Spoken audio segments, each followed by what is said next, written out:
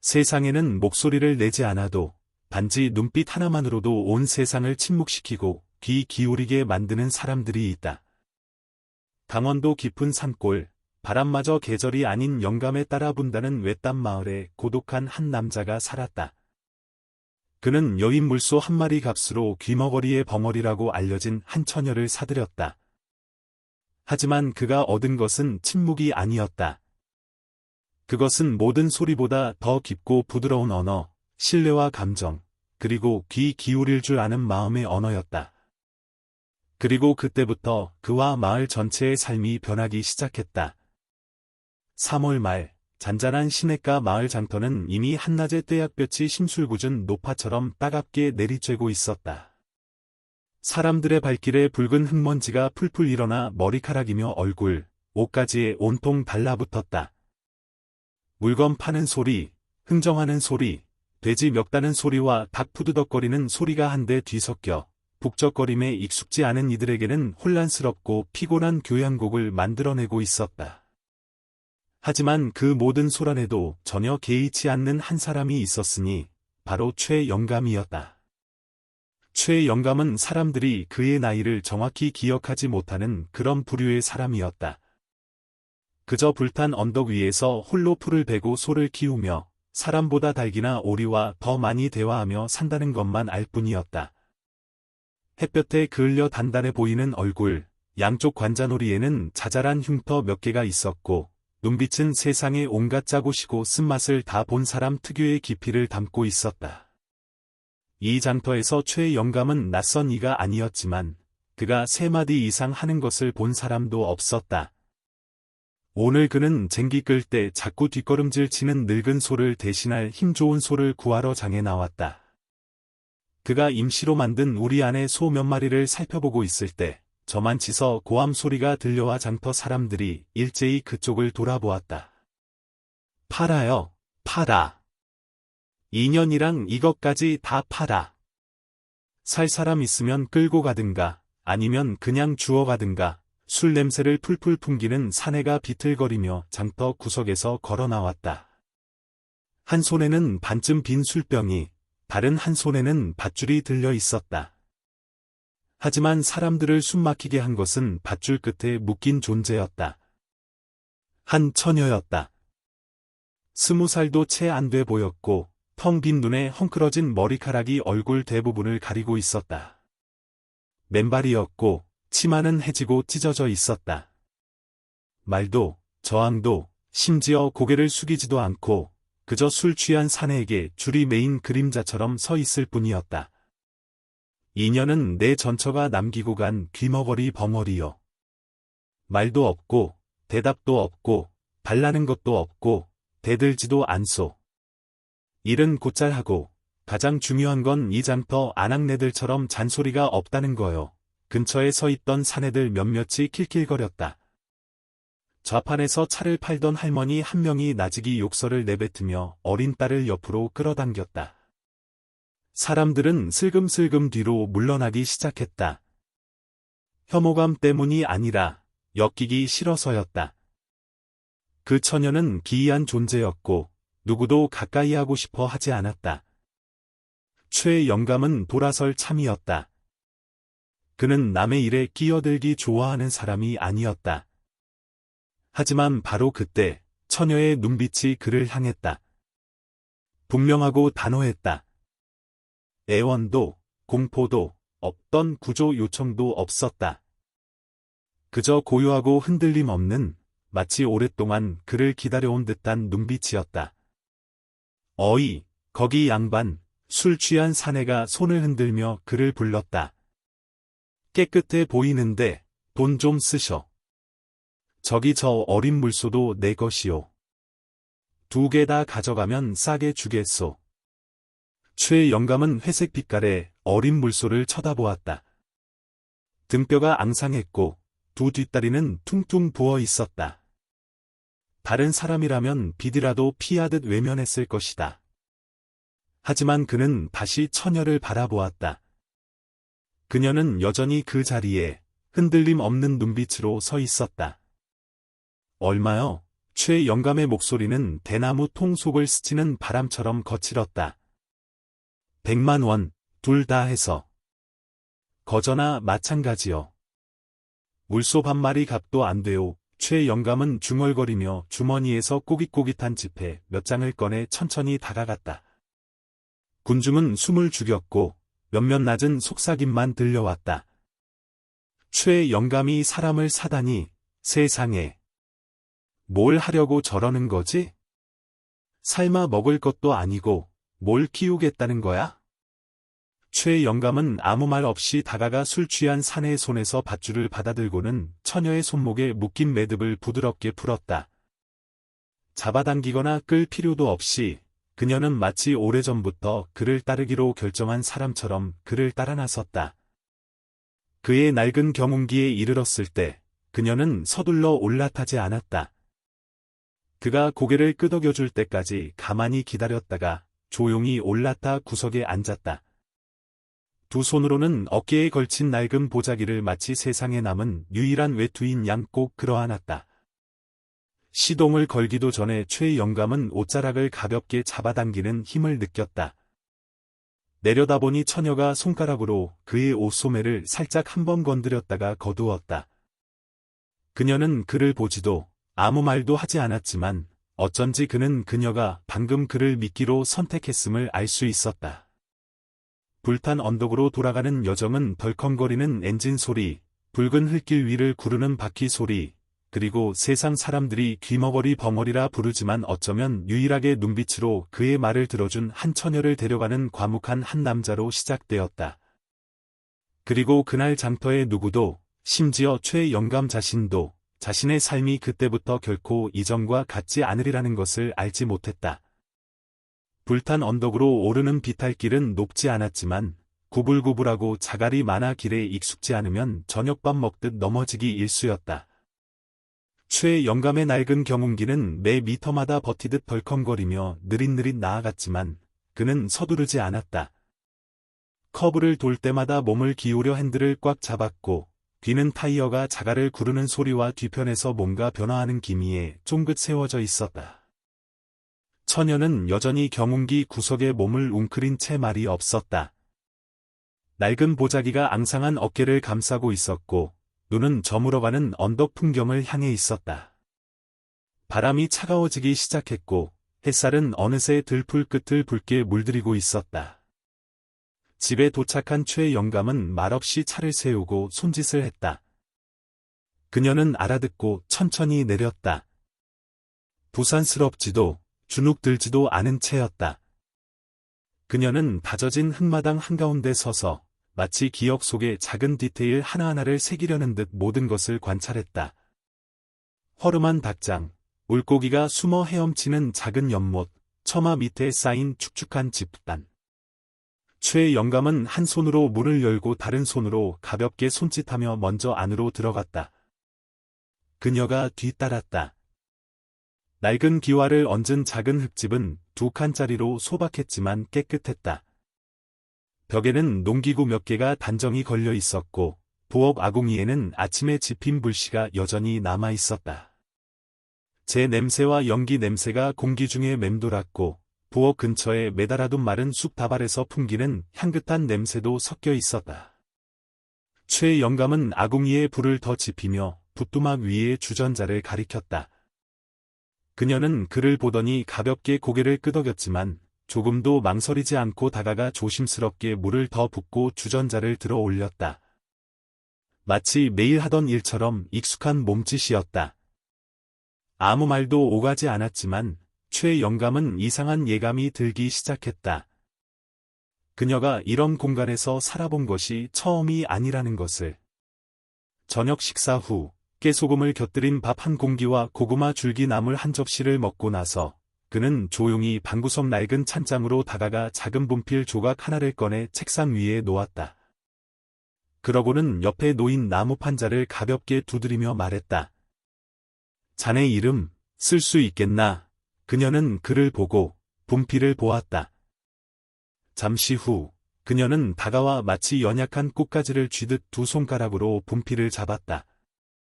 천천히 한 획 한 획 그녀는 부드러운 흘림체로 마치 술을 놓듯 이름을 썼다. 은하. 최 영감은 소리 내어 읽었다. 은하. 그리고는 마치 그 이름을 숨결로 맛보는 듯 한 번 더 반복했다. 은하. 그녀는 웃지 않고 고개를 숙인 뒤 집 뒤편 어두컴컴한 외양간 쪽으로 곧장 걸어 나갔다. 다음 날 아침, 최 영감이 부엌에서 나오자마자 은하가 닫힌 어린 물소 곁에 앉아 있는 것이 보였다. 그가 그녀와 함께 데려온 여인 물소였다. 그녀는 특별한 것을 하고 있지 않았다. 그저 그곳에 앉아 한 손은 물소의 뒷다리에 얹고 다른 한 손은 젖은 헝겊 조각으로 가볍게 닦아주고 있었다. 아무 소리도 서두르는 몸짓도 없었다. 그저 느리고 규칙적인 리듬, 마치 손바닥 전체와 숨결 하나하나로 귀 기울이는 듯한 모습이었다.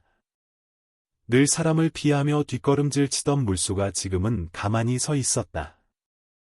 최 영감은 팔짱을 낀 채 외양간 옆에 기대서서 한동안 관찰했다. 잠시 후 그는 가볍게 코를 킁킁거리더니 중얼거렸다.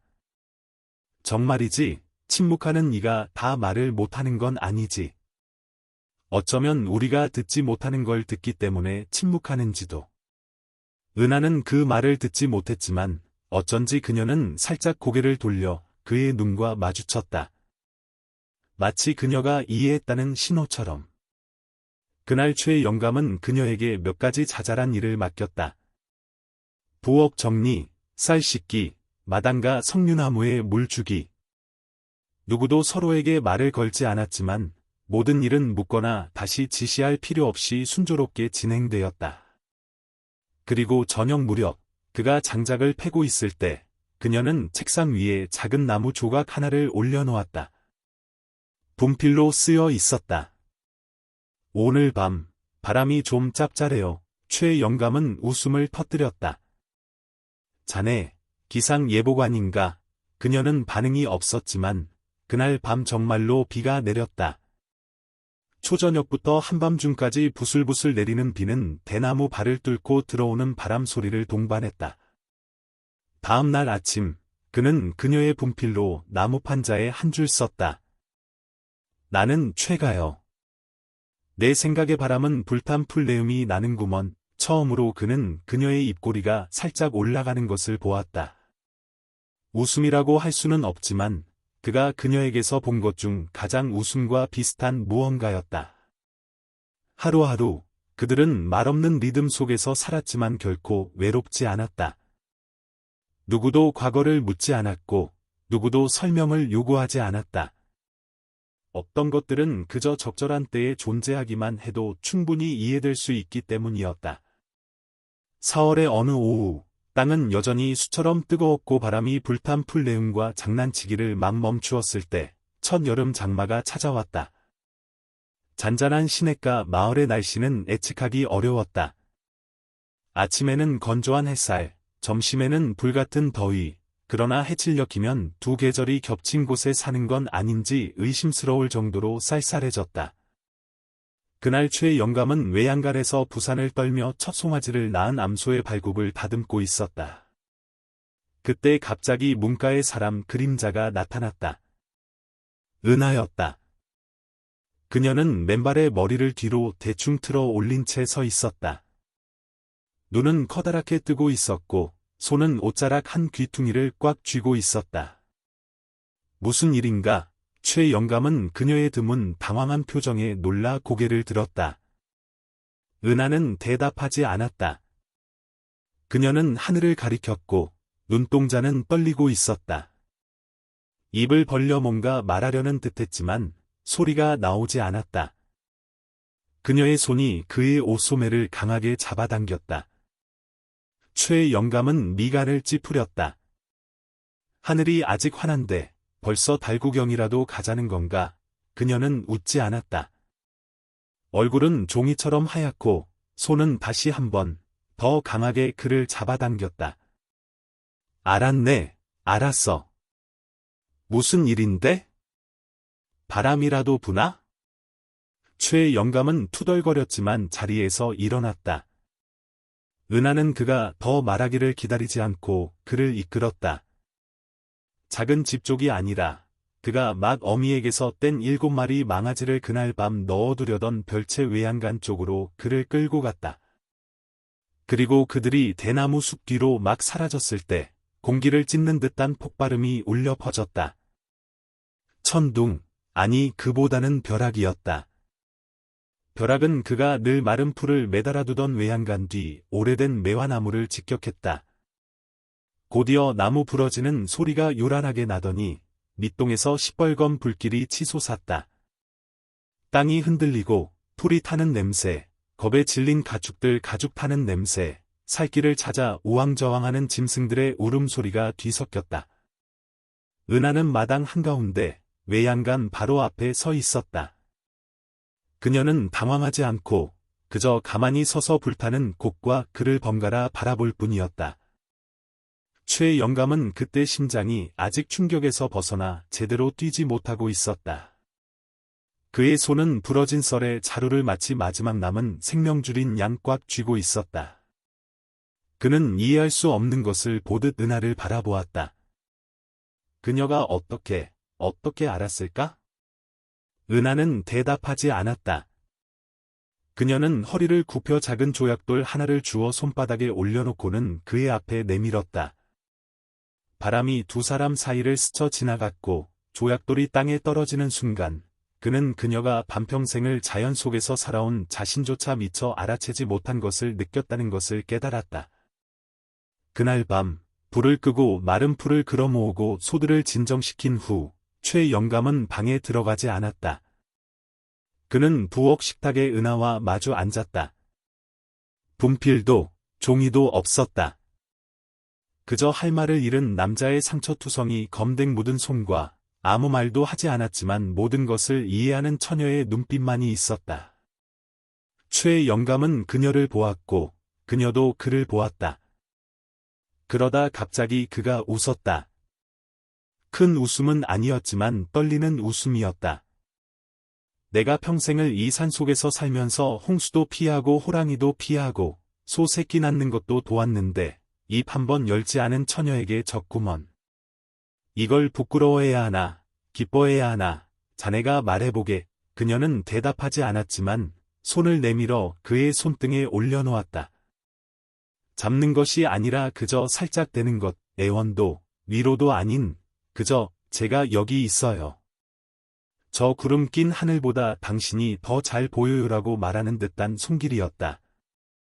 그날 밤새 그는 잠들지 못했다. 마당으로 나가 불에 그을린 나무 기둥에 손을 얹고 혼자 무언가를 중얼거리다가 다시 부엌으로 들어왔다. 은하가 그가 작년에 벽장 속에 처박아둔 옷을 조용히 꿰매고 있는 것이 보였다. 어깨가 오래전에 찢어졌지만 그가 아까워서 아직 태우지 못한 외투였다. 그는 앉아서 턱을 괴고 한참을 바라보았다. 잠시 후 그가 물었다.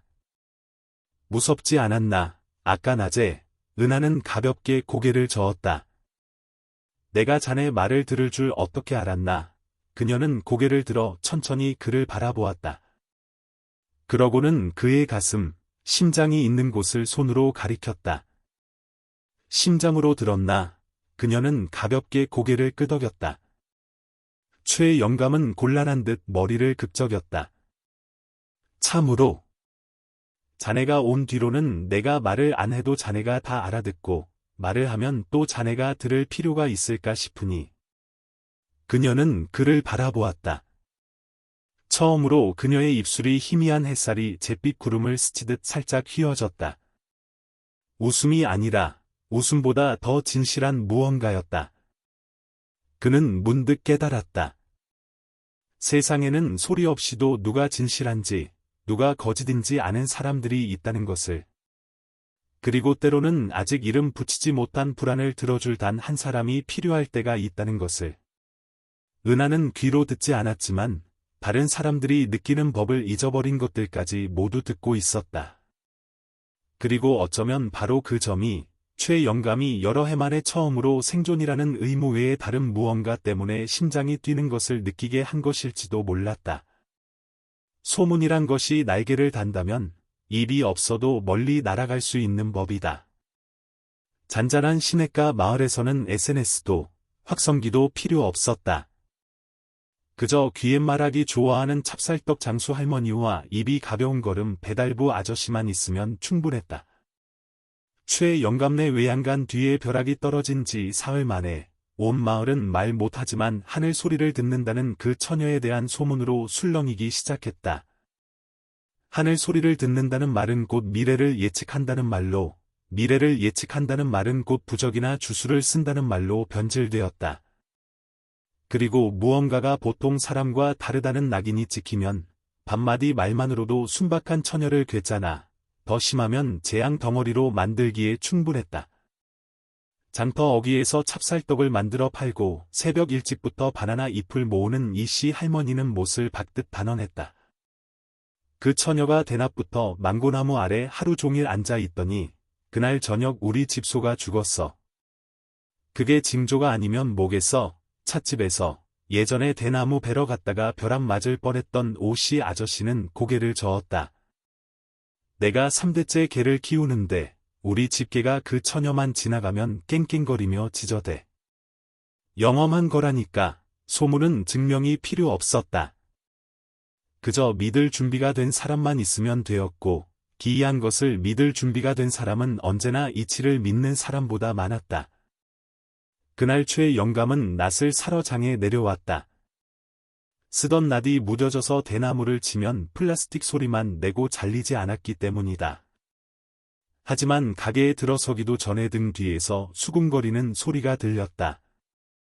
저기 봐, 저 영감. 그년을 데려온 사람이야. 무슨 부적에 홀렸는지 몰라. 최영감은 돌아섰다. 눈이 실처럼 가늘어졌지만 아무 말도 하지 않았다. 그저 계속 걸어가 새낫을 집어들고 손바닥에 탁탁 쳐보았다. 위협하려는 것이 아니라 믿음과 불신 사이의 경계에서 살아온 사람의 오랜 반사 작용 같은 것이었다. 집에 돌아오니 은하가 집 뒤 작은 개울가에서 빨래를 하고 있었다. 그녀는 사람들이 빨래할 때 흔히 그러하듯 노래를 부르거나 흥얼거리지 않았지만 손놀림은 규칙적이고 부드러웠으며 눈은 아래를 향하지 않고 먼 언덕을 바라보고 있었다. 누가 괴롭히던가? 그는 반신반의하며 걱정스럽게 물었다. 그녀는 돌아보며 고개를 저었다. 그녀의 눈에는 분노도 슬픔도 없었다. 그저 이상할 정도로 평온한 눈빛, 마치 오래전부터 사람들의 입방아에 오르내리는 일에 익숙해진 듯한 모습이었다. 내가 자네라면 장터 그 수다쟁이들 면상에 빨랫감을 던져버렸을 걸세. 최영감이 중얼거렸다. 그녀는 그를 보더니 살짝 허리를 굽혀 젖은 모래톱에 손으로 글씨를 썼다. 그들이 내 말을 듣지 못한다면 말해도 소용없어요. 그는 웃음을 터뜨렸다. 그래서 자네는 그들을 침묵하게 만든 건가? 그녀는 아주 작게 미소 지었지만 모래톱 위의 햇살을 더욱 빛나게 하기에 충분한 미소였다. 그러던 어느 해질녘 소문을 걷잡을 수 없이 키우는 사건이 발생했다. 옥수수 장수 6씨 할머니네 아들 민준이가 고열에 시달렸다. 눈은 충혈되고 몸은 떨렸으며 입술은 바싹 말랐다. 의사는 아직 오지 않았고 온 가족은 개미떼처럼 허둥댔다. 민준이는 부엌 한가운데 놓인 대나무 침상에서 웅크린 채 땀을 비 오듯 흘리며 알아들을 수 없는 말을 중얼거리고 있었다. 아무도 은하를 부르지 않았지만 그녀는 왔다. 그녀는 말없이 허락도 구하지 않고 문도 두드리지 않고 집 안으로 들어섰다. 가볍게 목에서 보자기를 풀어 약초 꾸러미를 바닥에 내려놓고는 침상 옆에 무릎을 꿇었다. 집안 어른들이 막으려 했지만 6씨 할머니의 눈빛이 문득 가라앉았다. 피곤해서인지 아니면 직감 때문인지 할머니는 자신도 아직 이해하지 못한 무언가에 동의하듯 고개를 끄덕였다. 은하는 아이의 이마에 손을 얹고 조용히 눈을 감았다. 다른 손은 아이의 가슴에 닿았다. 세게 누르거나 하는 것이 아니라 마치 심장으로 맥을 짚는 사람처럼 가만히 올려놓았을 뿐이었다. 그러고 나서 그녀는 천 주머니에서 마른 약초 한 줌을 꺼냈다. 쑥, 익모초, 질경이.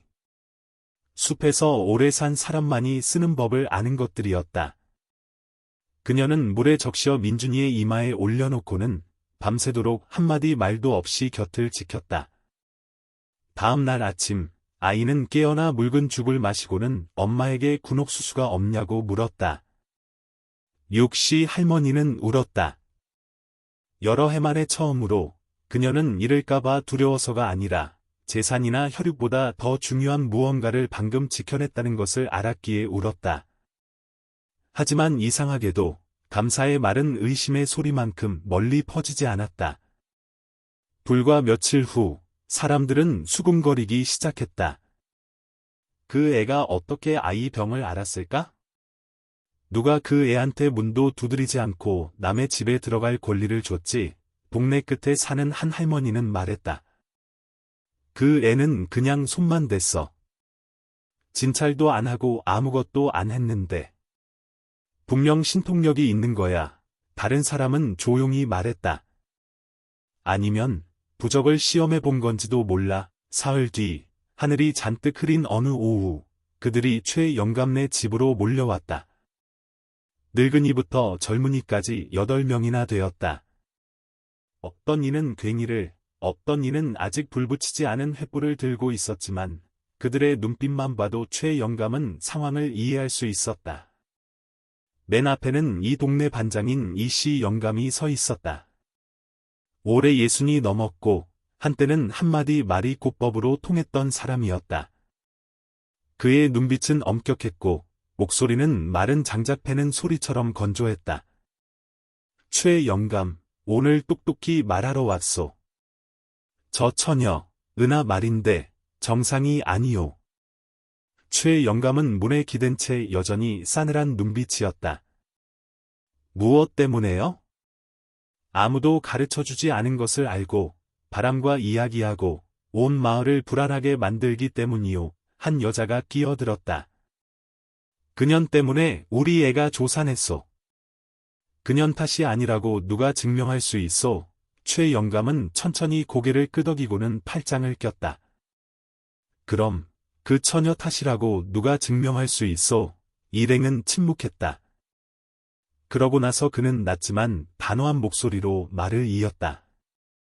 당신들은 그 처녀가 당신들과 다르다는 이유로 두려워하지만 나는 40평생 처음으로 내 말을 채 꺼내기도 전에 내 속을 읽는 사람을 만났소. 그는 집 안을 향해 불렀다. 은하는 이미 창문 발 뒤에 조용히 서 있었다. 그녀의 눈은 공포에 질리지 않고 그저 잔물결 하나 없는 호수처럼 고요했다. 그러고 나서 최영감은 말을 마쳤다. 이번에는 모두에게 하는 말이요. 누구를 내쫓고 싶으면 나를 먼저 거쳐야 할 것이요. 그리고 만약 당신들이 귀 기울일 줄 아는 사람을 두려워한다면 당신들 마음속에 무엇이 있기에 남에게 보이기 두려워하는지 스스로에게 물어보시오. 아무도 대답하지 않았지만 그들이 돌아설 때의 발걸음은 집 뒤 대나무 숲을 스치는 바람 소리보다 무거웠다. 온 마을 사람들이 마치 재판이라도 구경하듯 최영감네 대문 앞으로 몰려왔던 그날 오후 이후 은하는 사흘 동안 집 밖으로 나가지 않았다. 두려워서가 아니었다. 그녀에게는 누군가의 등 뒤에 숨어 벌벌 떨거나 드라마 속 여주인공처럼 얼굴을 가리고 우는 그런 모습은 없었다. 그저 조용했다. 여느 때처럼 일찍 일어나 마당을 쓸고 쌀을 씻었지만 최영감은 그녀가 더 이상 식탁 위에 작은 쪽지를 올려놓지 않는다는 것을 알아챘다.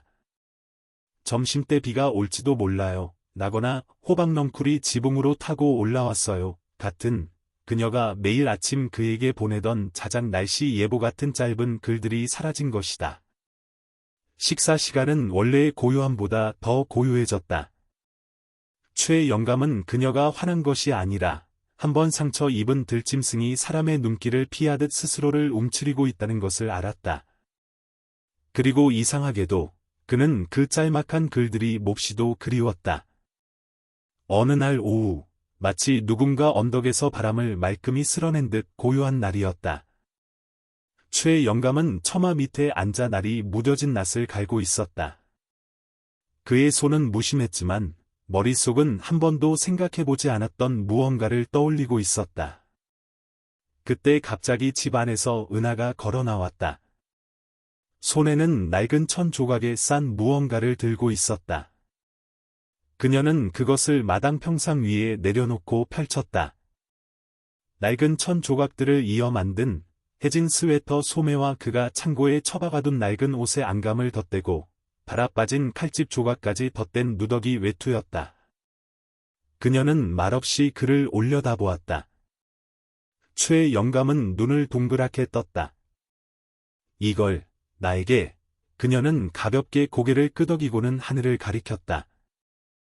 해질녘 하늘빛이 변하고 있었고 바람이 방향을 바꿔 불기 시작했다.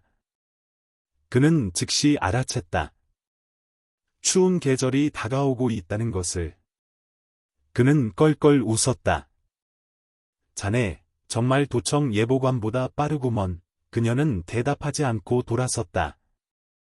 마치 그가 미처 생각하기도 전에 이미 옷을 다 만들어 놓은 그 행위 자체가 대답인 것처럼. 그날 밤, 최 영감은 평소보다 일찍 등불을 켰다. 그는 서랍장에서 낡은 종이 한 장과 몽당 연필을 꺼내 앉아 끙끙거리며 글씨를 썼다. 그가 쓰는 글자 하나하나는 마치 뇌졸중 후 글씨 쓰기를 다시 배우는 사람처럼 느리고 떨렸으며 신중함이 가득했다. 다 쓰고 나서 그는 종이를 접어 은하 앞에 놓았다. 그녀는 쥐가 한쪽 귀퉁이를 갉아먹은 대나무 바구니를 꿰매고 있었다. 그녀는 종이를 보더니 읽었다. 내 마음의 소리를 듣고 싶다. 내가 허락한다면 내 심장으로 듣겠다. 아무 소리도 없었지만 그 짧은 몇 초 동안 부엌 전체가 마치 보이지 않는 기운에 붙들린 듯 고요했다. 그녀는 손을 들어 글자 위를 가볍게 스쳤다. 마치 지난 세기의 손편지를 더듬는 사람처럼 한 글자 한 글자. 그러고 나서 그녀는 고개를 들었다. 그녀의 눈에는 물기가 어렸다. 우는 것이 아니라 너무 오랫동안 잊혔던 영혼이 마침내 누군가 문을 두드렸을 때 찾아오는 그런 감동이었다. 그녀는 말없이 그의 가슴, 심장이 있는 곳에 손을 얹고는 미소 지었다. 예의상의 미소도 감사함 때문인 미소도 아니었다. 이른 새벽 안개를 뚫고 비추는 첫 햇살 같은 미소였다. 조용하지만 주변 모든 것을 깨어나게 하기에 충분한. 그날부터 그들 사이에는 말없는 언어가 형성되었다. 아침이면 은하는 최 영감에게 차 두 잔을 따랐다. 하나는 그를 위해, 하나는 자신을 위해. 그들은 마주 앉아 말없이, 하지만 어쩐지 눈짓과 고갯짓, 작은 몸짓만으로도 모든 이야기가 통했다. 최 영감은 그녀에게서 수화를 배우기 시작했다. 그녀는 천천히 가르쳤다. 물, 밥, 위엄, 고마워요. 그녀의 손가락은 바람에 나부끼는 잎사귀처럼 유연했고, 그는 마치 날갯짓을 배우는 병아리처럼 어설펐다. 하지만 그녀는 결코 웃거나 고개를 젓지 않았다. 그저 그의 손을 잡아 한 동작 한 동작 고쳐주었다. 마치 생대나무로 바구니를 엮는 사람처럼 끈기 있게. 그리고 반대로 그는 그녀에게 물소 타는 법을 가르쳤다. 처음 그녀가 암컷 물소 등에 올라탔을 때 두 손으로 나무 안장을 꽉 쥐고 입술을 굳게 다물었지만 그는 옆에서 걸으며 옷자락을 잡아주고 그녀가 듣지 못한다는 것을 알면서도 작은 소리로 말을 걸었다. 그녀는 자신의 척추를 통해 물소의 발걸음 리듬을 느꼈고 그때부터 몸을 기울이고 숨을 고르게 쉬는 것으로 물소를 조종했다. 그들은 결코 싸구려 영화에서 흔히 연기하듯 사랑한다고 말하지 않았다. 하지만 최 영감이 은하가 아궁이에 마른 나뭇잎 몇 줌을 조심스럽게 넣어 연기 없이 적당히 따뜻하게 불을 지피는 것을 볼 때마다 그는 그것이 사랑의 말이라는 것을 알았다. 그녀가 그의 뺨에 묻은 장작 검댕을 닦아줄 때마다 그는 그것이 말없는 포옹이라는 것을 알았다. 그리고 그들이 처마 밑에 나란히 앉아 언덕을 바라볼 때 그녀가 그의 손바닥에 손을 얹을 때마다 그는 이 세상에는 말이 없어도 불멸이 될 수 있는 사랑이 있다는 것을 알았다.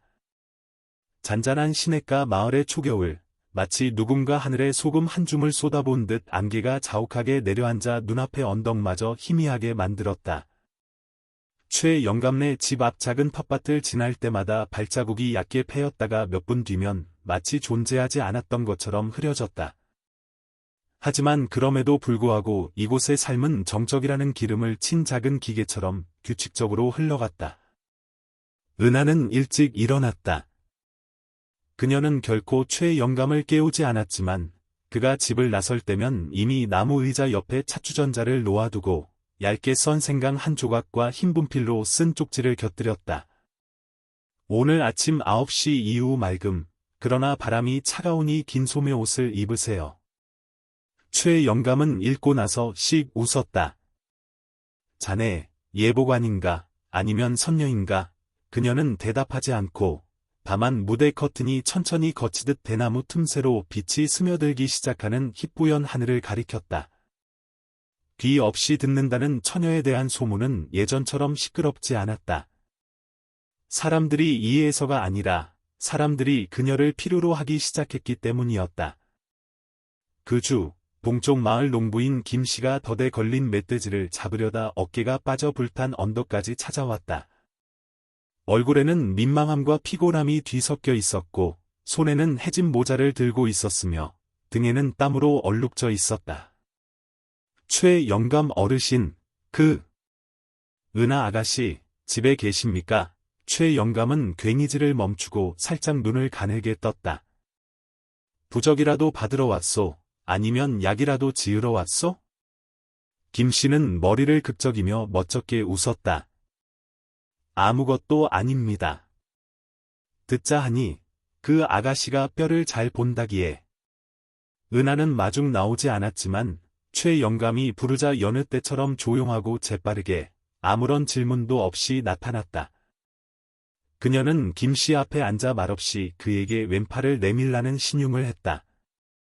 그녀는 관절 하나하나를 눌러보고 만져보았다. 김씨가 악! 하고 비명을 지르자 그녀는 고개를 들어 미간을 살짝 찌푸렸다. 마치 상대방 몸속의 복잡한 지도를 꿰뚫어 보는 듯했다. 그녀는 따뜻한 물에 나무뿌리 가루를 개어 김씨 어깨에 특유의 톡 쏘는 냄새가 나는 얇은 천으로 감아주었다. 그는 고개를 숙여 나직이 감사 인사를 하며 물었다. 어떻게 그렇게 잘 아십니까? 그녀는 대답하지 않았다. 그는 최 영감을 돌아보았다. 그 아가씨, 의술이라도 배웠습니까? 최 영감은 그저 웃었다. 학교에서 배운 건 아니요. 하지만 바람에게서, 땅에게서, 사람과 짐승의 숨결에게서 배웠지. 학교에서는 가르쳐주지 못하는 것들이요. 김씨는 고개를 끄덕이고는 조용히 떠났다. 사흘 뒤, 그는 감 한 바구니와 미나리 한 단, 그리고 그의 아내와 함께 다시 찾아왔다. 원래 이상한 사람을 싫어하던 그의 아내는 집 안으로 들어오지 않고 대문 밖에 서서 바구니를 내려놓고는 작은 소리로 말했다. 들을 줄 아는 아가씨에게 전해주세요. 마을의 인정은 요란한 풍악 소리와 함께 오지도 않았고 공인된 날이 있었던 것도 아니었다. 그것은 문 앞에 놓인 떡 한 조각, 처마 기둥에 걸린 마늘 한 단, 혹은 은하가 소금을 사러 장에 내려올 때 더 이상 아이들이 피하지 않는 모습으로 찾아왔다. 어느 날 최 영감이 물었다. 자네, 이제 사람들이 자넬 귀신 보듯 하지 않는 것 같지 않나? 은하는 고개를 갸웃거리더니 분필을 들었었다. 그들은 아직 이해하지 못하지만 제가 그들을 해치지 않는다는 것을 보기 시작했어요. 최 영감은 고개를 저으며 입꼬리를 올렸다. 우리 마을 사람들 참 이상해. 이해 못하는 건 무서워하다가 이익이 된다 싶으면 또 고개를 돌려 귀하다고 부르니 그녀가 다시 썼다. 그건 본능이에요. 저는 원망하지 않아요. 최 영감은 한참 동안 그녀를 바라보았다. 자네는 한 번도 화난 적이 없나? 그녀는 분필을 들어 나무 책상 위를 두드렸다. 화내면 마음의 소리가 흐려져요. 제게는 들을 수 있는 것이 그것뿐인데요. 그 말은 그날 오후 내내 그의 목을 매게 했다. 밤이 되어서야 그는 종이에 작은 글씨 한 줄을 써서 그녀가 잠든 후 그녀의 책상 위에 올려놓았다. 다시는 자네 혼자 듣게 하지 않겠네. 다음 날, 은하는 특별한 손님들을 맞이했다. 아랫마을에서 온 아이 3명이었다. 손에는 책과 공책을 들고 어리둥절한 표정이었다. 부녀 회장님이 이 아이들에게 조용히 하는 법 좀 가르쳐달라고 부탁했다는 것이다. 요즘 애들이 하도 시끄럽고 산만해서 우리가 감당이 안 돼요. 은하는 대답하지 않았지만 의자 하나를 가져와 돗자리를 깔고 마당 흙바닥에 몇 가지 손짓 기호를 그린 다음 아이들 하나하나에게 따라 하도록 가리켰다. 가장 어린 아이가 물었다. 아주머니, 말 못해요. 그녀는 미소 지으며 고개를 끄덕였다. 가장 큰 아이가 머리를 극적였다. 그럼 우린 뭘 배워요? 그녀는 하트 모양을 그리고는 자신의 가슴에 손을 얹었다. 그러고 나서 썼다. 듣는 법을 배운단다. 귀로 듣는 게 아니라 너희 자신으로. 세 아이는 서로를 쳐다보더니 입을 꾹 다물었다. 다 이해하지는 못했지만 옅은 늦가을 햇살 속에서 그들은 처음으로 아무 소리도 내지 않고 함께 앉아 있었다. 그날 밤 최 영감은 이미 잎이 다 떨어진 멀구슬나무 아래 처마 밑에서 은하 옆에 앉아 있었다. 달은 늦게 떴고 바람은 늙은이가 잠든 사이를 살금살금 지나가듯 가볍게 불었다. 자네는 내가 이 동네에서 40년 살면서도 못한 일을 해냈구먼. 그가 말했다. 그녀는 손으로 물었다. 무슨 일이요? 이 마을 사람들이 귀 기울이게 만든 것 말이네. 그녀는 그의 손등을 가볍게 건드리고는 썼다. 제가 한 게 아니에요. 당신이 저를 혼자 침묵하게 두지 않았기 때문이에요. 그들은 더 이상 아무 말도 하지 않았지만 다음 날부터 마을 사람들은 서로에게 이야기하기 시작했다. 언덕 위에 아침마다 고요한 소리가 울려 퍼지는 곳이 있는데 누구든 그곳을 지나가면 마음이 조금 가벼워진다고. 그리고 누구도 그곳을 뭐라고 불러야 할지 몰랐지만 그들은 그곳이 마음으로 듣는 법을 배우는 곳이라는 데 동의했다. 잔잔한 시냇가 마을의 겨울은 눈볼 하나 하얗게 뒤덮인 하늘로 오지 않았다. 양철 지붕 위로 서리가 부딪히는 소리, 땅바닥 갈라진 틈새로 스며드는 축축한 흙냄새, 그리고 산과 숲의 속삭임처럼 대나무 숲을 느릿느릿 기어가는 바람을 통해 조용히 찾아왔다. 최 영감은 종종 처마 밑에 앉아 뜨거운 찻잔을 두 손으로 감싸 쥐고 은하가 자신이 버렸던 외투를 꿰매는 모습을 멍하니 바라보곤 했다. 그녀는 여느 때처럼 말이 없었다. 아니, 말을 사용하지 않았지만 모든 몸짓, 바느질 한 땀 한 땀, 옷을 집어드는 모든 순간이 그가 어떤 여자에게서도 느껴보지 못한 무언가, 즉 침묵 속의 충만함을 담고 있었다. 그는 한때 사랑이란 여보, 사랑해처럼 분명한 부름이라고 생각했었다. 하지만 알고 보니 그것은 침대 머리맡에 놓인 따뜻한 수건 한 장, 지나갈 때 살짝 스치는 손길, 혹은 그저 곁에 누군가 오랫동안 앉아 있어 외로움이 존재했었다는 사실조차 잊게 만드는 것일 수도 있었다. 그날 오후, 최 영감은 부엌 옆에 걸린 작은 칠판에 글을 썼다. 은하가 매일 아침 메시지를 남기던 그 칠판이었다. 그는 느릿느릿, 서툴지만 의미심장하게 한자 한자 써내려갔다. 오늘은 일기예보 필요 없네. 그냥 자네 말을 듣고 싶네. 하고 싶은 말이 있으면 뭐든 하게. 그는 그녀가 읽을지, 읽는다면 뭐라고 쓸지 확신할 수 없었다. 하지만 다음 날 아침, 그가 부엌으로 나왔을 때, 그는 한 줄의 글씨가 이전 글씨를 대신하고 있는 것을 보았다. 소리는 필요 없어요. 당신만 있으면 돼요. 최 영감은 칠판 앞에서 그대로 굳어버렸다. 눈이 시큰거렸다. 영화에서처럼 감동에 겨워 그런 것이 아니라 무언가 심장이 아니라 두 사람 사이에 오랫동안 존재했던 침묵의 벽이 산산조각 나는 소리 때문이었다. 그 문장은 수화로 쓰인 것도 떨리는 글씨로 쓰인 것도 아니었다. 분필로, 손으로 쓰였지만 분명 그녀 마음의 진정한 목소리로 쓰인 것이었다. 그날 밤, 최 영감은 생강차 한 주전자를 끓이느라 30분이나 쩔쩔맸다. 손이 떨려 끓는 물주전자를 발에 쏟을 뻔했다. 늙어서가 아니라 마치 처음으로 좋아하는 여자 집 앞에 선 사내처럼 긴장해서였다. 그들은 여느 밤처럼 처마 밑에 앉았지만 이번에는 그가 먼저 그녀의 손을 잡았다. 그녀의 손은 차갑고 뼈가 가늘었지만 없던 말보다 더 단단히 그의 손을 잡았다. 그는 돌아서서 살짝 물었다. 오늘 그 말, 진심이었나? 그녀는 바로 대답하지 않고 그저 천천히 고개를 끄덕였다.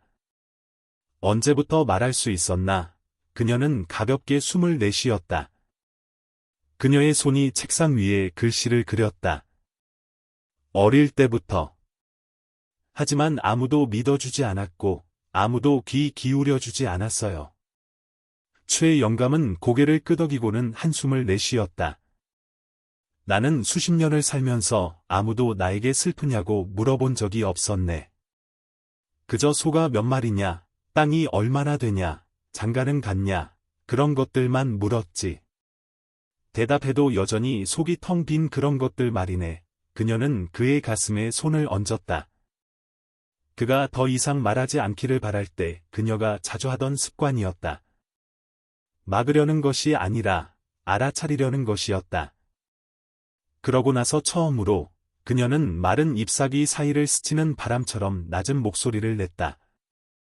오래전부터 당신 말을 듣고 있었어요. 최 영감은 몸을 완전히 돌렸다. 그 말은 클 필요가 없었다. 그것은 충분했고 그가 받아본 가장 소박하고 진실한 고백이었으며 또한 유일한 것이었다. 그날부터 은하는 더 이상 말을 피하지 않았다. 말을 많이 하는 것은 아니었지만 때때로 미끄러지지 않게 조심해요. 우리 곧 끓어요. 오늘은 지붕에 올라가지 마세요. 같은 짧은 몇 마디를 속삭였다. 아주 평범한 말들이었지만 최 영감에게는 마치 고향집 부엌에서 들려오는 어머니의 부름처럼 낡은 처마 밑에서 들려오는 할머니의 목소리처럼 따뜻하고 분명하며 필요한 소리로 들렸다. 마을 사람들도 점차 익숙해졌다. 아이들은 이제 은하에게서 수화만 배우는 것이 아니라 함께 언덕에 올라 조용히 앉아 있는 법을 배웠다. 아무 말도 하지 않고 웃거나 장난치지도 않고 그저 함께 앉아 땅에 손을 얹고 마른 집 냄새를 맡으며 바람 소리를 듣고 침묵 속에서 서로를 이해했다. 한때 그녀를 귀머거리라고 흉보던 마을 할머니 한 분이 이제 은하 옆에 앉아 바느질을 했다. 수다 떨 필요도 없이. 집에 갈 때 할머니는 그녀의 손에 어린 생강 한 조각을 쥐어주며 가볍게 말했다. 아가씨, 덕분에 이 마을이 다시 조용해졌수다. 은하는 그저 고개를 끄덕였지만 그날 밤 그녀는 문 앞 검은 칠판에 이렇게 썼다.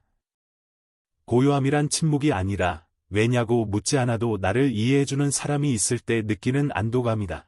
최 영감은 그 글을 읽고 한참 동안 바라보다가 분필을 돌려 아래에 작은 글씨 한 줄을 덧붙였다. 그리고 만약 그런 사람이 삶에 있다면 추운 겨울 불씨를 지키듯 그들을 꽉 붙잡으라. 잔잔한 시냇가 마을의 바람은 좀처럼 화를 내는 법이 없었다. 보통은 조용히 스쳐 지나가고 대나무 울타리 위를 살금살금 걷고 연기 나는 부엌 지붕으로 슬며시 들어왔다가 마치 스쳐 지나가는 연인처럼 떠나곤 했다. 하지만 그날은 평소처럼 부드럽지 않았다. 비명을 질렀다. 폭풍은 예고 없이 찾아왔다. 축축한 흙냄새도 비를 부르는 개구리 소리도 없었다. 그저 오후 내내 기이한 정막이 흘러 최 영감은 하늘이 이렇게 조용하면 불길한데 하고 중얼거릴 정도였다. 은하도 그것을 느꼈다. 그녀는 문턱에 앉아 최 영감의 해진 장갑을 꿰매고 있었지만 눈은 하늘에서 떼지 못했다. 두껍고 낮은 구름들이 마치 잿빛 비단폭처럼 계곡을 짓누르며 몰려오고 있었다. 바람은 평소처럼 그녀의 머리카락을 스치지 않고 차갑고 소리 없는 따귀처럼 뺨에 착 달라붙었다. 해질 무렵 최 영감이 소가 망가뜨린 울타리 한 구간을 고치고 있을 때 은하가 갑자기 역풍처럼 뛰쳐나왔다. 눈은 커다랗게 뜨고 손은 다급하게 계속해서 신호를 보냈다. 그녀는 말할 필요가 없었다. 그녀의 눈빛이 대신 말했다. 마구간이여. 최 영감이 말 마구간 쪽을 황급히 돌아보며 물었다. 그녀는 세차게 고개를 끄덕이며 하늘을 가리켰다가 이미 썩은 석갈에 추위를 피해 망아지들을 가둬둔 곳을 가리켰다. 더 물을 필요도 없이 그들은 함께 달려갔다. 바람은 이미 모래와 마른 잎사귀를 휘몰아치며 채찍처럼 얼굴을 때렸다. 안에 있던 말들이 동요하기 시작했다. 한 마리가 크게 울며 철제문에 세게 부딪혀 경첩이 덜컹거렸다. 저들을 예비 천막 쪽으로 몰아넣게. 내가 문을 지킬 테니. 최 영감은 그녀가 듣지 못할 것을 알면서도 소리쳤지만 그녀는 이미 이해했다. 그녀는 언제나 어떤 이유에서인지 소리 없이도 이해했다. 은하는 전혀 당황하지 않았다. 그녀는 마치 바람이 갈대밭을 스치듯 동물들 사이를 지나갔다. 손으로 한 마리 한 마리의 엉덩이와 목을 가볍게 쓰다듬으며 숨결과 눈빛, 그리고 그녀와 동물들만이 이해하는 기이한 리듬으로 달랬다. 말들은 한 마리씩 끌려 나왔다. 평소처럼 울부짖지 않고 마치 어미 잃은 망아지를 심장으로 달래는 어미를 따르듯 그녀를 따랐다. 그리고 마지막 한 마리가 마구간 문을 나섰을 때 귀청이 터질 듯한 쩍 하는 소리가 울려 퍼졌다. 마구간 지붕 석가래가 부러지더니 지붕 전체가 마치 하늘이 무너져 내리듯 내려앉았다. 흙먼지가 자욱했고 바람은 짚을 공중에서 소용돌이치게 만들었다. 최 영감은 돌아섰다. 눈에는 아직 먼지가 가시지 않았지만 은하가 텅 빈 마당 한가운데 서 있는 것이 보였다. 긴 머리카락은 헝클어져 있었고 두 팔은 여전히 누군가를 위해 바람을 막아주는 듯 펼쳐져 있었다. 그가 달려가 그녀의 어깨를 꽉 잡았다. 어떻게 알았나? 이 폭풍은 아무도 예고하지 못했는데 그녀는 바로 대답하지 않았다. 손으로 자신의 심장을 가리키고는 하늘을 가리켰다. 여기서 듣는다고. 최 영감이 속삭였다. 그녀는 고개를 끄덕였다. 그리고 그때 그는 알았다. 그녀는 예측한 것이 아니었다. 짐작한 것도 아니었다. 그녀는 마을의 누구도 이해하지 못할 확신으로 느꼈던 것이다. 그날 밤 그들은 화롯가에 앉았다. 밖은 여전히 폭풍이 울부짖었지만 안은 불이 따뜻했고 사람은 평온했다. 최 영감은 낡은 소미불을 꺼내 두 사람 어깨에 덮어주고는 말했다. 자네는 이곳에 속한 사람이네. 땅의 일부이고 바람의 일부이고 초여름 물소의 일부이고 해질녘 햇살의 일부일세. 그녀는 글씨를 쓰지도 수화를 하지도 않았다. 그저 손을 내밀어 그의 가슴, 심장 바로 그곳에 얹었다. 그러고는 아주 작은 소리로 그가 결코 온전히 들을 수 없을 것이라 생각했던 목소리로 말했다. 저는 다른 사람들처럼 듣지는 못하지만 더 또렷하게 들어요. 최 영감은 대답하지 않았다. 할 수 없었다. 그 말은 너무나 많은 것을 담고 있었다. 그는 그저 그녀의 손을 꼭 잡았다. 세계가 아니라 한때 온 세상으로부터 밀쳐졌던 한 사람을 붙잡아두기에 충분할 만큼. 다음 날 아침, 폭풍이 지나간 후 마을 사람들이 피해 상황을 확인하러 언덕에 올라왔다. 그들은 최 영감네 마구간은 무너졌지만 말들은 모두 무사한 것을 보았다. 그들은 더 이상 은하를 말 못하는 처녀로 보지 않았다. 군청 기상대조차 예측하지 못한 것을 들은 사람으로 보았다. 아무도 감사 인사를 하지 않았지만 한 늙은 할머니가 향 한 묶음을 남겨두었고 한 남자는 낡은 방수포 몇 장을 가져다 주었으며 한 아이는 그녀의 손에 향나무 가지를 쥐어 주었다. 그리고 그날부터 아무도 더 이상 수군거리지 않았다. 그들은 그녀를 바람의 소리를 듣는 처녀라고 불렀다. 아무도 그 방법을 이해할 필요가 없었다. 그저 그녀가 땅에 닿으면 땅이 평온하게 숨쉬고, 그녀가 외양간을 지나가면 짐승들이 소란을 피우지 않고, 그녀가 사람들을 바라보면 더 이상 자신이 보이지 않는 존재처럼 느껴지지 않는다는 것을 알 뿐이었다. 그리고 믿음과 두려움, 이해와 오해 사이의 희미한 경계선 위에서 한 벙어리 처녀는 광풍 속에서도 굳건히 서 있는 바람이 되었다. 잔잔한 시냇가 마을의 섣달에는 눈이 내리지 않지만 아침마다 사람들을 움츠러들게 하는 것이 있었다. 계곡 바닥에서 불어오는 바람은 차갑고 배불은 고양이처럼 게을렀다. 불탄 언덕 위에는 서리가 하얗게 내려앉아 텃밭을 덮고 마른 박넝쿨과 이끼 낀 낡은 기와지붕의 최영감네 집까지 덮었다.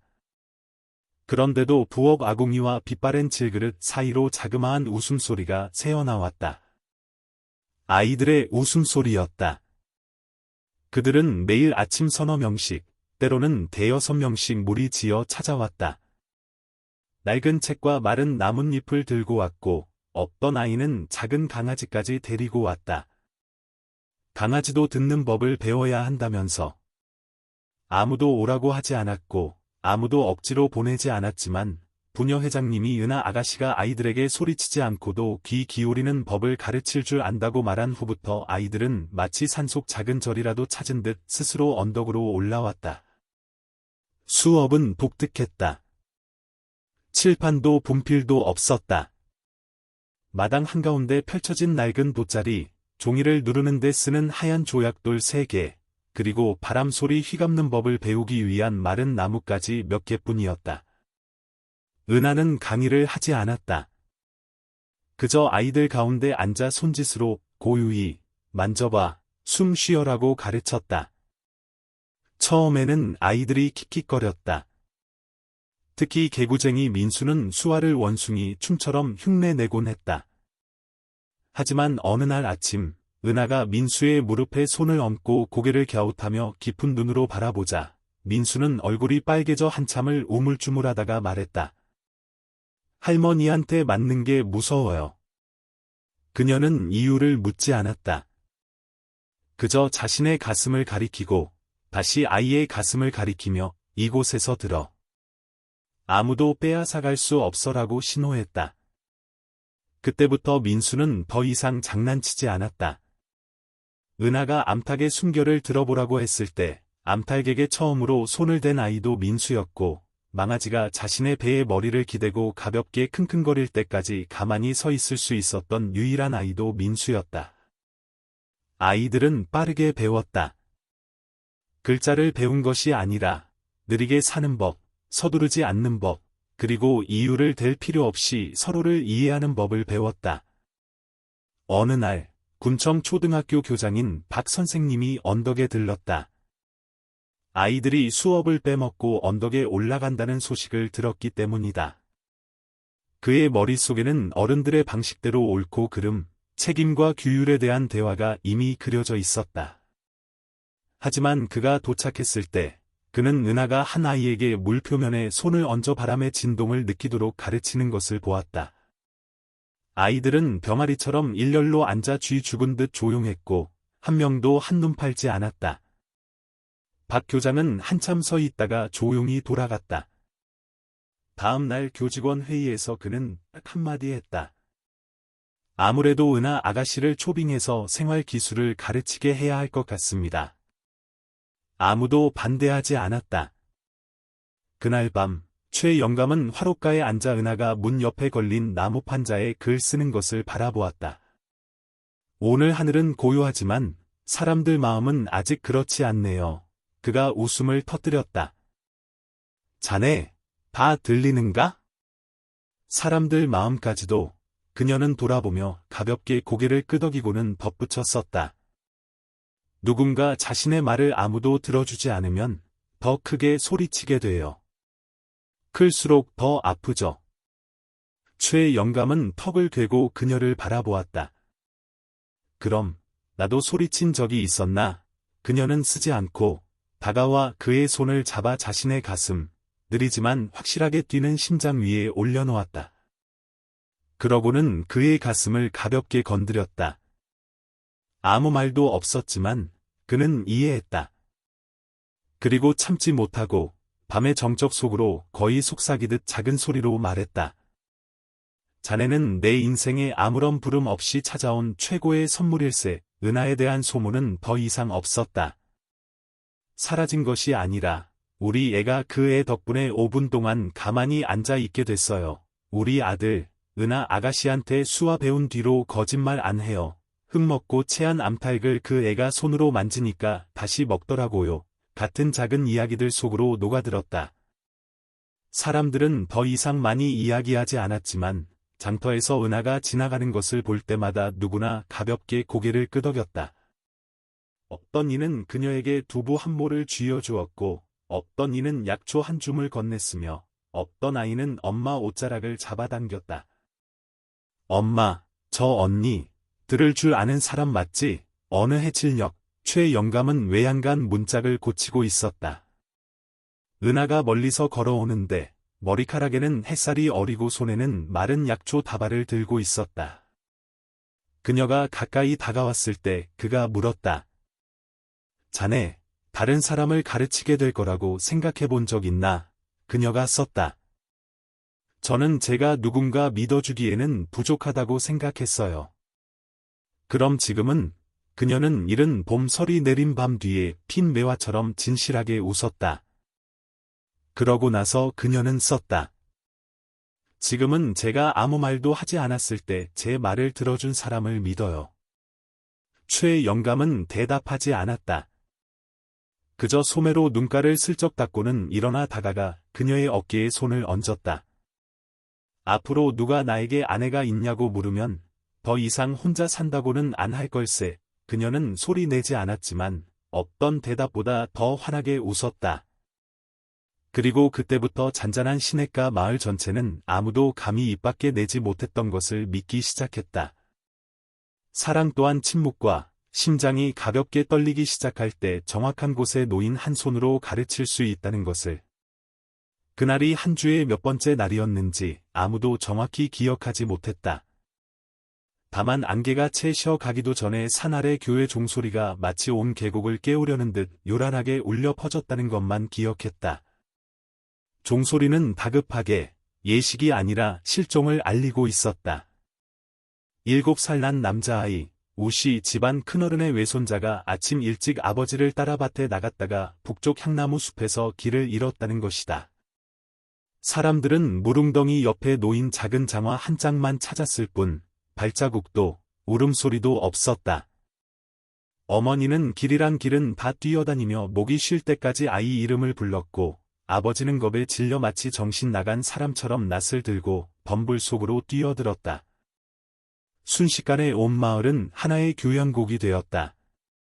어지러운 발자국 소리, 개 짖는 소리, 절박한 사람들의 외침 소리. 그리고 그때 한 아이가 주저하며 불탄 언덕으로 달려 올라왔다. 은하가 소식을 들었을 때 그녀는 당황하지 않았다. 뛰지도 않았다. 집 앞 자갈밭에 무릎을 꿇고 두 손을 땅에 댄 채 눈을 감았다. 아무도 그녀가 무엇을 하는지 이해하지 못했지만 최 영감은 알았다. 그는 말없이 그저 그녀가 일어설 때까지 기다렸다. 그녀는 가볍게 손을 털고는 서쪽, 빽빽한 향나무 숲과 장마철이면 조용히 흐르는 작은 개울이 있는 곳을 가리켰다. 확실한가? 그는 의심해서가 아니라 걱정스러워서 물었다. 그녀는 고개를 끄덕였다. 이번에는 글씨도 수화도 없이 그녀가 앞장서 걸었다. 수색은 최 영감이 겪어왔던 산행과는 달랐다. 소리치지도 표시하지도 않았다. 그저 은하의 규칙적인 발걸음만이 이어졌다. 그녀는 나뭇잎이 이상하게 휘어져 있을 때마다, 광활한 정적 속에서 어긋난 소리가 들릴 때마다 멈춰 섰다. 최 영감이 뒤따랐고 마을 사람들도 줄을 이었다. 한때 그녀에게 어깨 치료를 받았던 김 씨는 조용히 손전등과 따뜻한 옷을 챙겨왔다. 한때 그녀를 불길한 징조라고 흉보던 육씨 할머니는 이제 남편 옷소매를 꽉 잡고 입으로는 간절히 기도를 올리고 있었다. 모두들 차마 꺼내지 못한 말 한마디, 용기 내지 못해 뱉지 못한 사과 한마디를 가슴에 품고 있었다. 거의 2시간 후, 마치 누군가 방금 앉았다 간 것처럼 풀이 눌린 억새밭에서 그들은 아이를 발견했다. 아이는 나무 밑동 아래 몸을 웅크리고 있었다. 입술은 파랗고 눈은 감겨 있었으며 왼쪽 다리는 긁혔지만 아직 숨은 붙어 있었다. 은하가 먼저 무릎을 꿇었다. 그녀는 소리치지도 떨지도 않았다. 아이의 가슴에 손을 얹고 다시 이마에 얹고는 살짝 자신의 뺨을 아이의 뺨에 갖다 댔다. 아이가 가볍게 움직이며 눈을 뜨고는 엄마를 부르듯 작은 신음소리를 냈다. 사람들은 그곳에 서서 누구도 감히 끼어들지 못했다. 그들은 그 순간이 자신들의 것이 아님을 알았다. 그녀는 허리를 굽혀 소리 없이 속삭였지만 최 영감은 그것이 기도가 아니라 다른 사람들이 놓쳐버린 것들을 듣는데 익숙한 심장으로부터의 응답임을 이해했다. 아이가 무사히 집으로 돌아왔을 때 아무도 은하에게 어떻게 들었는지 묻지 않았다.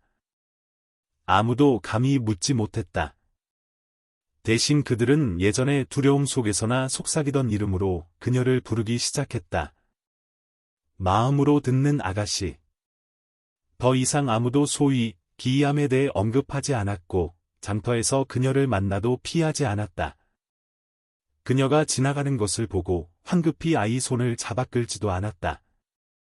대신 고개를 끄덕이고 문 앞에 찹쌀밥 한 그릇을 놓아두고 벽에 쑥 한 다발을 걸어두며 손글씨로 길 잃은 사람 찾는 법 아는 이에게라고 써두었다. 그날 밤 최 영감과 은하는 여느 수백 번의 밤처럼 나무 부엌에 마주 앉았다. 그는 뜨거운 사과주 한 냄비를 데우고 있었고 그녀는 그가 산길을 오르다 막 찢어먹은 외투 자락을 무릎에 펼쳐놓고 꿰매고 있었다. 아무 말도 오가지 않았지만 집 전체가 마치 말없는 사랑 노래를 부르는 듯했다. 최 영감이 술 2잔을 따라 그녀 앞에 놓았을 때 그가 살짝 말했다. 자네는 내가 침묵하는 사람이 할 수 있으리라고는 상상도 못했던 일을 해냈네. 자네는 온 마을 사람들이 멈춰서서 귀 기울이는 법을 배우게 했어. 그녀는 웃지 않았지만 그녀의 손이 책상 너머로 뻗어 그의 손등을 가볍게 건드렸다. 느리고 꾸준한 리듬, 마치 그녀가 아이들에게 말 심장 소리 듣는 법을 가르치던 방식과 같았다. 잠시 후 그녀는 달빛을 스치는 연기 자국처럼 가볍고 낮은 목소리로 말했다. 당신이 제가 아직 감히 목소리를 내지 못했을 때 제 말을 들어준 첫 번째 사람이었어요. 최 영감은 아무 말도 할 필요가 없었다. 진심으로 누군가의 말을 들어준 사람은 상대방의 심장이 온전히 울려 퍼지도록 언제 침묵해야 하는지 알기 때문이었다. 그리고 달빛 아래 계곡처럼 깊은 정적 속에서 그는 가만히 그녀의 손을 잡았다. 붙잡으려는 것이 아니라 나는 듣고 있고 평생토록 들을 것이오 라고 말하기 위해서였다. 봄은 이른 아침 최 영감의 어깨에 닿는 은하의 손길처럼 가볍게 찾아왔다. 부드럽고 엷었지만 하루 전체를 흔들기에 충분했다. 불탄 언덕 위에는 새잎이 꿈틀거리기 시작했고 대나무 울타리 아래에는 들꽃이 앞다투어 피어났다. 아무도 계절이 왔다고 선언하지 않았지만 모두들 날씨가 바뀌는데 달력이 필요 없다는 것을, 그저 누군가 진심으로 마음을 기울여 귀 기울이기만 하면 된다는 것을 알았다. 그런 어느 날 아침, 은하는 문 앞에 서서 익숙한 분필을 들고 있었다. 그녀는 나무 문짝 옆에 걸린 칠판에 바람의 흰 풀잎처럼 부드럽고 기울어진 글씨체로 썼다. 오늘은 좋은 날이 될 거예요. 저는 그것을 느껴요. 최 영감이 대나무 통발을 묶고 있다가 고개를 들었다. 자네는 언제나 그렇게 느끼지. 어떤 날은 비가 뺨을 때리듯 쏟아져도 좋은 날이라고 하잖나. 그녀는 인색하거나 피하지 않고 진실하게 웃었다. 그러고 나서 손짓으로 말했다. 좋은 이유는 사랑하는 사람이 아직 마주 앉아 있기 때문이에요. 최 영감은 한동안 가만히 서 있다가 머리를 극적였다. 그 말을 자네가 일찍 했더라면 내가 몇 달 동안이나 질질 끌 필요는 없었을 텐데. 그녀는 어깨를 으쓱하고 부엌으로 들어갔다. 최 영감은 그 자리에 서서 마치 첫사랑에 빠진 어린애처럼 내가 사랑이라니 하고 중얼거렸다.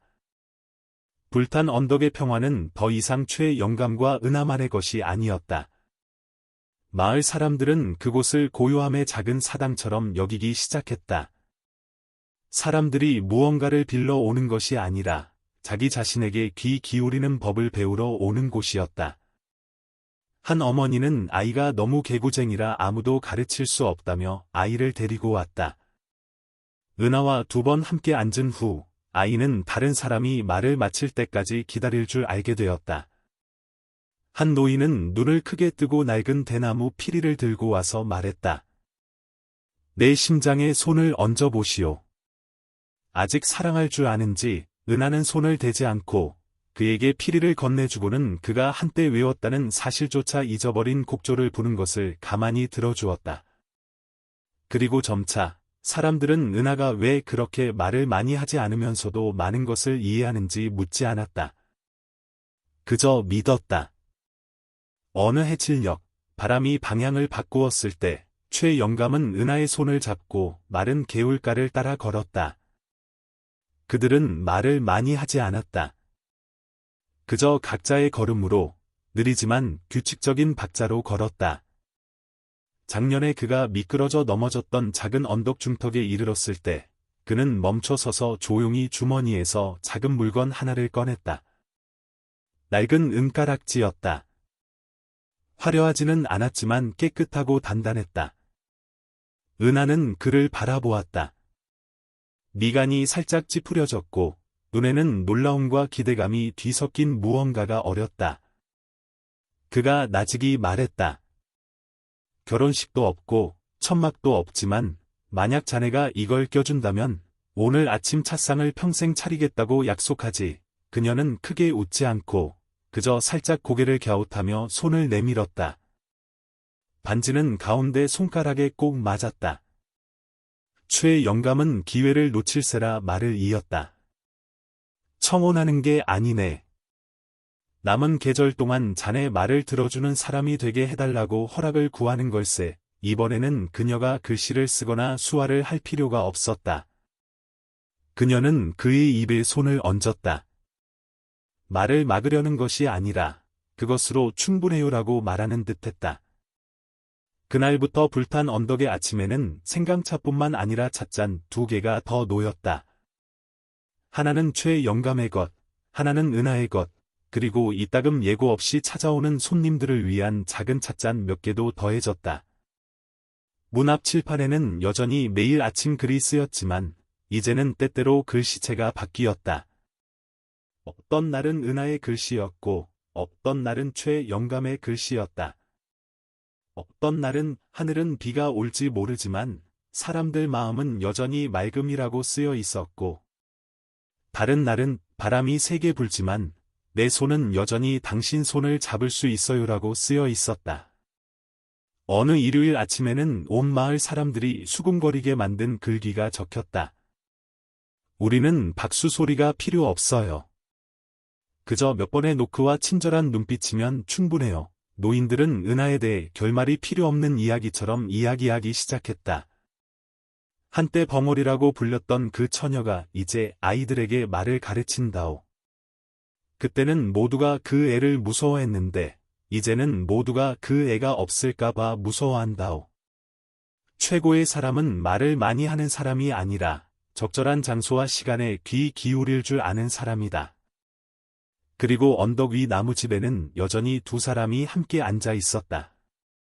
아무 말도 하지 않았지만 모두들 그들이 평생을 함께 살면서도 한 번도 마음을 열지 못했던 사람들보다 더 서로를 이해한다는 것을 알았다.